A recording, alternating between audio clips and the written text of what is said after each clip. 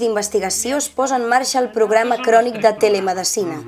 Els seus objectius permeten als pacients amb afeccions cardiovasculars, respiratòries i de diabetis rebre un tractament des de casa seva i amb una atenció hospitalària permanent.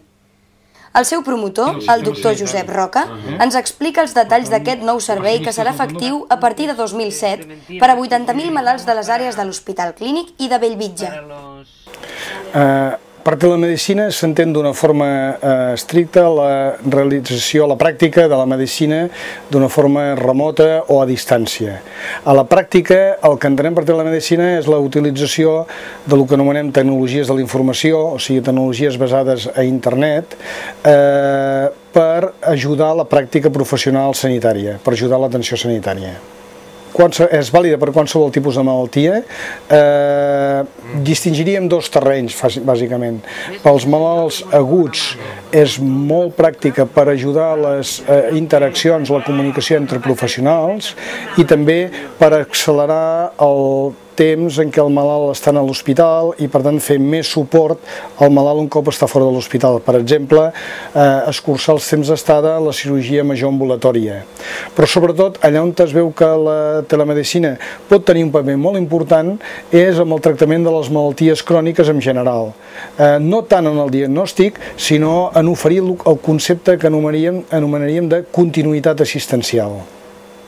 Els avantatges de la telemedicina a nivell del diagnòstic i sobretot del que anomenaríem continuïtat assistencial són que permet una millor accessibilitat del malalt a l'atenció sanitària, permet que aquesta atenció sanitària no se centri exclusivament en els episodis d'agudització, sinó que pugui prevenir-los, pugui atenuar-los d'alguna manera aquests episodis i per tant mantenir el malalt en el seu entorn social i més actiu i en definitiva plantejar amb una estratègia més eficient el control de la malaltia a llarg termini. Això em refereixo fonamentalment a les malalties cròniques. Pel que fa a costos, el que està molt clar és que evita les duplicitats que en aquests moments tenim en el sistema sanitari, en el sentit que moltes vegades als malalts se'ls repeteixen proves perquè no es poden comunicar els resultats d'un proveïdor a l'altre, de vegades es fan actuacions innecessàries. El que està calculat amb els pilots que s'han fet és que hi ha una disminució substancial dels costos de la sanitat. La telemedicina sí està molt pensada per facilitar les interaccions entre professionals i del malalt, sobretot el malalt crònic i el malalt amb discapacitats, amb el professional sanitari, no exclusivament amb el personal mèdic.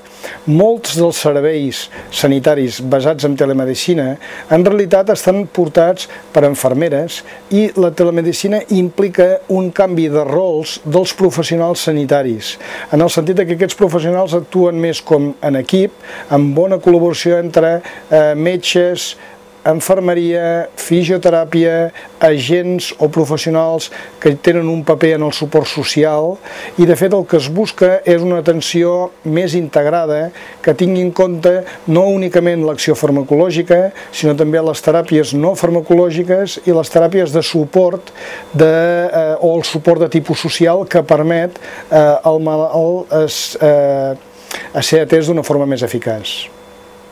La telemedicina just vol evitar l'excessiu sedentarisme en els malalts, sobretot crònics. D'alguna manera, el que es busca és que el malalt sigui més actiu amb la gestió de la pròpia malaltia i el malalt es mantingui amb uns alts nivells d'activitat social, es trasllada l'activitat sanitària proper a l'entorn del malalt i es busca que aquest malalt mantingui l'activitat. Específicament, algunes tecnologies com són les lligades a mobilitat busquen just estimular l'activitat física i busquen estimular un paper actiu del malalt crònic. En aquest sentit, per tant, rotundament no. La telemedicina el que busca és activar els malalts relacionats amb problemes crònics.